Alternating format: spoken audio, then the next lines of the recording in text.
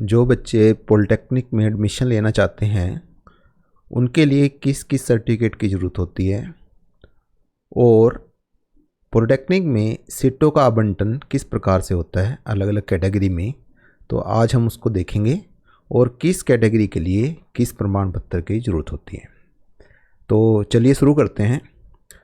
सबसे पहले हम लेते हैं AIC का मतलब है all India category. All India category में जितने भी इंडियन हैं वो अप्लाई कर सकते हैं। उन्हें इसके लिए 10वीं और 12वीं के सर्टिफिकेट की ज़रूरत होती है। यहाँ जो ये वाली जो लाइन है, सेकंड कॉलम है, इसमें सब में फीमेल लिखा हुआ है। इसका मतलब ये है कि इनकी हॉरिजॉन्टल रिजर्वेशन है। उसका मतलब क्या होता है कि जितनी भी कैटेगरीज़ हैं उसके अंदर फीमेल की सीटें अलग से रिज़र्व हैं। मान लो AIC की 10 हैं तो उसमें से मान लो 2 सीटें फीमेल के लिए। जो भी कैटेगरीज इधर दी हुई है पहले कॉलम में उसमें से 2 सीटें जो हैं 1, 2 या जितनी भी रिजर्वेशन है उसके परसेंटेज के हिसाब से उनकी सीटें जो हैं वो रिज़र्व हैं। तो सबसे पहले ऑल इंडिया कैटेगरी, उसके अंदर सभी इंडियन अप्लाई कर सकते हैं। उसमें सिर्फ जो क्वालिफाइंग सर्टिफिकेट है उसकी ज़रूरत होती है। अगर 10वीं के बेस पे फॉर्म भरा है तो 10वीं की सर्टिफिकेट की ज़रूरत है, 12वीं के बेस पे भरा है तो 12वीं की सर्टिफिकेट की ज़रूरत है, और अगर ITI है तो ITI के सर्टिफिकेट की ज़रूरत होती है। अब उसके बाद है HOGC है हरियाणा ओपन जनरल कैटेगरी। ये सिर्फ हरियाणा के जो हैं वही अप्लाई कर सकते हैं। तो उसके अंदर मान लो एक बच्चा है जिसके पेरेंट्स जो हैं वो हरियाणा में नहीं रहते हैं, किसी दूसरी स्टेट में रहते हैं, परंतु उसने जो 10वीं और 12वीं है जो क्वालिफाइंग है वो हरियाणा से की है, तो उसको HOGC में कंसीडर किया जाएगा, माना जाएगा HOGC में। अगर वो हरियाणा से है तब तो उसके पास सर्टिफिकेट होना चाहिए हरियाणा रेजिडेंस का। तो हरियाणा रेजिडेंस का सर्टिफिकेट जो है वो इस प्रकार से होता है कि ये है हरियाणा रेजिडेंस का सर्टिफिकेट हमारा। और जो है आगे चलते हैं, उसके बाद जो है अगर हरियाणा जनरल कैटेगरी का बच्चा है और उनकी जो इनकम है वो कम है तो उसे एक इनकम सर्टिफिकेट बनवाना पड़ेगा। और इनकम सर्टिफिकेट जो है वो कैसा दिखता है, वो इस प्रकार इनकम सर्टिफिकेट हमारा नज़र आता है। ये है इनकम सर्टिफिकेट। तो इनकम सर्टिफिकेट में जितने भी उनके पेरेंट्स की इनकम होगी वो इसके अंदर लिखी जाती है। उसके बाद है EWS का मतलब है इकोनॉमिकल वीकर सेक्शन। ये जो है कैटेगरी ये सिर्फ हरियाणा ओपन जनरल कैटेगरी में ही आती है। इसको हरियाणा ओपन जनरल कैटेगरी में ही अप्लाई कर सकते हैं। बाकी सब में EWS नहीं लिखा हुआ है तो ये अप्लाई नहीं कर सकते हैं। सिर्फ हरियाणा ओपन जनरल कैटेगरी जो है वही अप्लाई EWS के लिए कर सकती है। EWS क्या होती है, इकोनॉमिकल वीकर सेक्शन। इसके लिए एक सर्टिफिकेट की ज़रूरत होती है जिसको असेट सर्टिफिकेट बोलते हैं। तो दिखाते हैं कैसा होता है।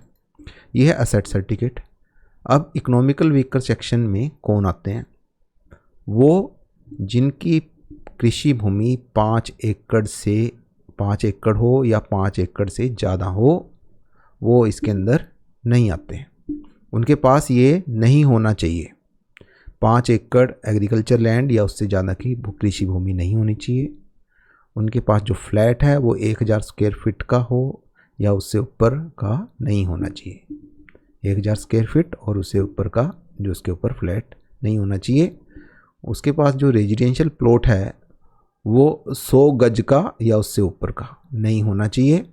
अगर वो MC में आता है, म्यूनिसिपल कम्युनिटीज़ के एरिया में आता है, तो उसके पास 100 गज से ज़्यादा का प्लॉट नहीं होना चाहिए, 100 गज या 100 गज से ज़्यादा का।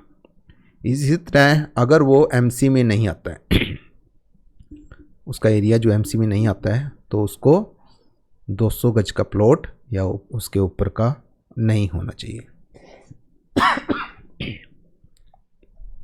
अब मान लो एक बच्चा जो है HOGC कैटेगरी है और ये तीनों में ही कंडीशंस में लाई करता है। हरियाणा ओपन जनरल कैटेगरी भी है, इनकम सोर्सेज भी कम है और वो इकोनॉमिकल वीकर सेक्शन में भी आता है।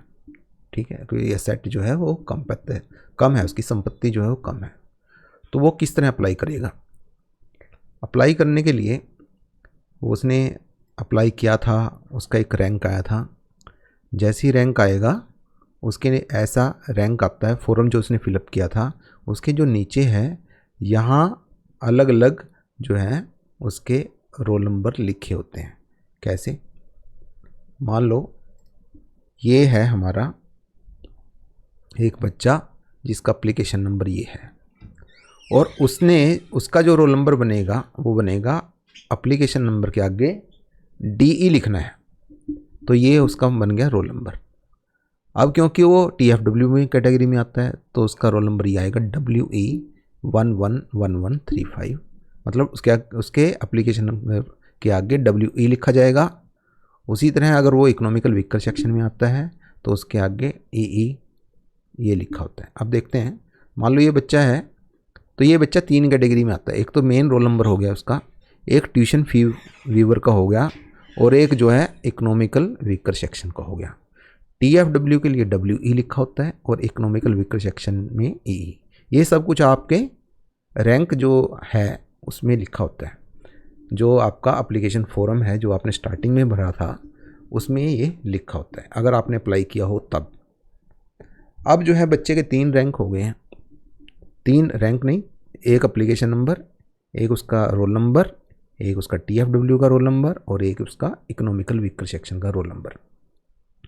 तो अप्लाई कैसे करेगा वो? अगर इनका वो बेनिफिट लेना चाहता है तो वो जाएगा इस साइट पे techadmissions.gov.in पे जाएगा। एक बार इसको फॉर्म को फिलअप करेगा, वो जो उसका मेन रोल नंबर है DE के हिसाब से उसी के अनुसार चॉइस फिलअप करेगा। ठीक है, उसके बाद वो सेकंड टाइम जब अप्लाई करेगा वो ट्यूशन फी वीवर के हिसाब से करेगा। फिर सारा कुछ काम मतलब आगे जाएगा, चॉइस फिलअप करेगा। उसके बाद वो इकोनॉमिकल वीकर सेक्शन के लिए अप्लाई करेगा। तो उसको 3 बार अप्लाई करना है इस अलग अलग रोल नंबर से। एप्लीकेशन नंबर सेम रहेगा, उसके आगे WE डाल देना है तो उसका TFW का रोल नंबर बन गया।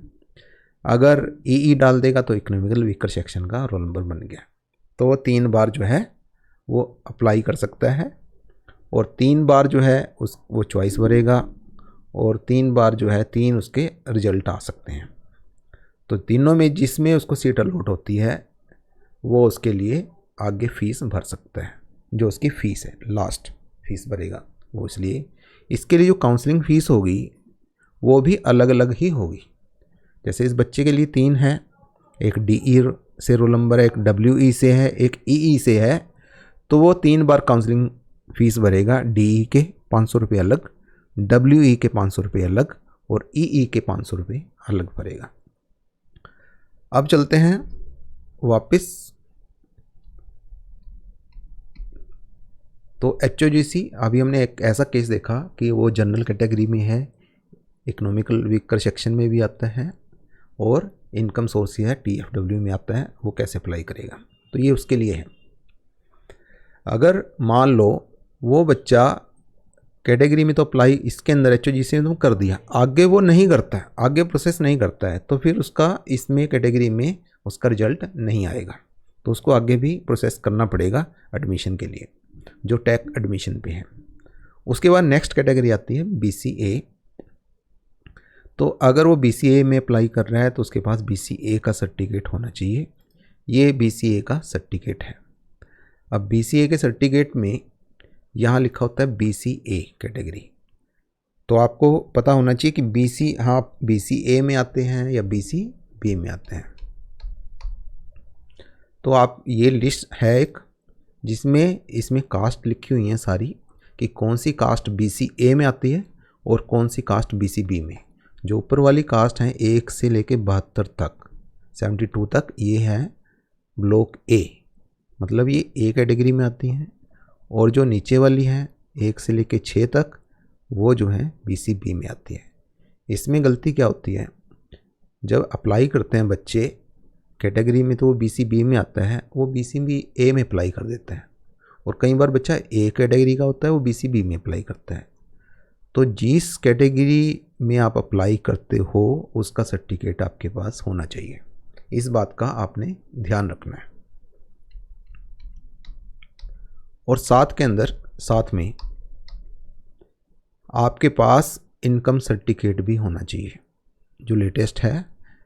जो जब ये आप लोगे सर्टिफिकेट, इसके साथ आपने इनकम सर्टिफिकेट भी बनवा लेना है, ये बहुत ज़रूरी है। BCA का सर्टिफिकेट और साथ में इनकम का भी सर्टिफिकेट होना चाहिए आपके लिए, ठीक है जी। चाहे आप BCA के लिए अप्लाई कर रहे हो, चाहे आप BCA के अंदर TFW के लिए, अगर BCA के लिए खाली BCA के लिए अप्लाई करोगे तब भी आपको इन दोनों सर्टिफिकेट की ज़रूरत पड़ेगी, BCA का, इनकम का। और अगर आप TFW के लिए अप्लाई कर रहे हो तो उसके लिए तो ज़रूरत होगी ही इनकम सर्टिफिकेट की, तो आपको इन दोनों के लिए ही सर्टिफिकेट की ज़रूरत होगी। तो उसके पास अगर ये एक बच्चा है जिसने BCA का भी है और TFW का भी अप्लाई किया है, तो उसको 2 रोल नंबर भरने होंगे। एप्लीकेशन नंबर 1 होगा और वो 2 रोल नंबर भरेगा, तो उसके पास ये होना चाहिए। उसके बाद ये BC-B के लिए है, BC-B का सर्टिफिकेट हो, इनकम सर्टिफिकेट हो और उस पर 10वीं 12वीं का सर्टिफिकेट होना चाहिए। 10वीं 12वीं का तो सभी के लिए है, जो भी क्वालिफाइंग सर्टिफिकेट है वो सभी के पास होना चाहिए। नेक्स्ट चलते हैं SC के लिए। SC में जो है, अगर वो अकेला SC बच्चा है तो फिर वो SC का सर्टिफिकेट देगा, और अगर वो उसके साथ TFW में भी अप्लाई करना चाहता है तो फिर वो TFW कैटेगरी के लिए उसके पास इनकम सर्टिफिकेट भी होना चाहिए, ठीक है जी। तो अगर अकेला SC के लिए अप्लाई कर रहा है, TFW के लिए नहीं कर रहा है अप्लाई, तो सिर्फ SC सर्टिफिकेट से काम चल जाएगा। ये जो है ऐसा लगता है SC सर्टिफिकेट का जो परफॉर्मा है, तो ऐसा आपने सर्टिफिकेट बनवा लेना है। नेक्स्ट चलते हैं, SC के बाद है DSC। अब ये डिप्राइव्ड शेड्यूल कास्ट, तो अगर आप इसकी लिस्ट देखें, इसके लिस्ट के अंदर 2 हैं, जैसे अब BC में देख रहे थे आप, इसके अंदर भी ऐसे ही हैं। तो इसके अंदर आप एक लेफ़्ट कॉलम देख रहे हो, एक राइट कॉलम देख रहे हो। तो ये है SC list of schedule caste और ये है list of deprived schedule caste. इसके अंदर फ़र्क क्या है दोनों लिस्टों में, कि इसके अंदर जो आप येलो में देख रहे हो वो शेड्यूल कास्ट में आते हैं, और जो जब आप इनको आप राइट में नहीं देखोगे, जो येलो में देख रहे हो ना, ये शेड्यूल कास्ट में है, इधर है, परंतु इनके नाम जो है डिप्राइव्ड शेड्यूल कास्ट में नहीं आते हैं, परंतु जो बाकी हैं, बाकी के नाम इधर भी आते हैं और इधर भी आते हैं। तो जो बच्चा जिसमें अप्लाई करना चाहता है उसके पास वो सर्टिफिकेट होना चाहिए। तो SC भी 2, शेड्यूल कास्ट और डिप्राइव्ड शेड्यूल कास्ट, आपके पास SC का सर्टिफिकेट होना चाहिए। अगर वो TFW इनकम का भी TFW में अप्लाई करना चाहते हैं तो इसके पास इनकम सर्टिफिकेट भी होना चाहिए। नेक्स्ट है हमारा ESM। ESM का मतलब है एक्स सर्विसमैन। एक्स सर्विसमैन का मतलब कि जो आर्मी से, डिफेंस फोर्सेस से हो, या उसके पेरेंट्स डिफेंस फोर्सेस से हो, या वो खुद जो है डिफेंस से हो, तो वो इसके लिए अप्लाई कर सकता है। तो इसके लिए उसके पास जो सर्टिफिकेट होना चाहिए वो जिला सैनिक बोर्ड से उसके पास सर्टिफिकेट होना चाहिए, और साथ में 10वीं 12वीं का क्वालिफाइंग सर्टिफिकेट। नेक्स्ट है फ्रीडम फाइटर। जिन्होंने फ्रीडम फाइटर में के हैं उनके पास जो कॉम्पिटेंट अथॉरिटी है उनसे उनके पास सर्टिफिकेट होना चाहिए। तो ये है जी जो हमारी कैटेगरी हैं हरियाणा के प्रोडक्टिंग में कैसे डिवीज़न है, ये मैंने आपको बता दिया है। उसमें आप ये नीचे देख रहे हो कि ये एक एप्लीकेशन नंबर है बच्चे का, उस एप्लीकेशन नंबर पे उसने क्या किया है, उसको 3 रोल नंबर अलग अलग, जैसे ये एप्लीकेशन नंबर है, उसने एक तो मेन रोल नंबर है, एक उसी के साथ उसने TFW का है, और उसके साथ इकोनॉमिकल वीकर सेक्शन। ये वाला पहले वाला केस है। मान लो एक बच्चा है जिसने जो है अप्लाई किया है 3 कैटेगरी में, हरियाणा ओपन जनरल, TFW और AWS में, तो जो उसके पास एप्लीकेशन नंबर होगा वो यही होगा 1। परंतु जब वो अप्लाई करेगा टेट एडमिशन्स पे जाके, तो वहाँ एक तो अप्लाई करेगा DE डाल के, डी के आगे DE डाल देना, एप्लीकेशन नंबर लिख देना पीछे। फिर वो अप्लाई करेगा W लिख के TFW के लिए, और फिर वो करेगा इकोनॉमिकल वीकर सेक्शन के लिए। तो एक बार फिर चलते हैं यहाँ ये पहले भी बता चुका हूँ मैं कि वो 3 बार जो है यहाँ अप्लाई करेगा, ठीक है। एडमिशन साइट पे जाएगा, पहले वो अप्लाई करेगा DE रोल नंबर डाल के। जब वो सारा प्रोसेस कंप्लीट हो जाएगा, चॉइस फिलिंग भी हो जाएगी, फिर वो दूसरा डालेगा WE डाल के, वही एप्लीकेशन नंबर सेम। फिर वो तीसरा डालेगा EE डाल के। तो इस तरह उसके पास जो है वो उसके जो रैंक आएगा, जब मतलब सीट अलॉटमेंट होगा, उसको 3 मिलेंगे। तो अगर उसको जिस पे भी सीट अलॉट होती है और जो उसकी पसंद हो, वो उस पे जाके अपना एडमिशन आगे ले सकता है। उसकी फ़ीस जो है, जो फ़ीस होगी वो भर सकता है। तो ये है आज के लिए।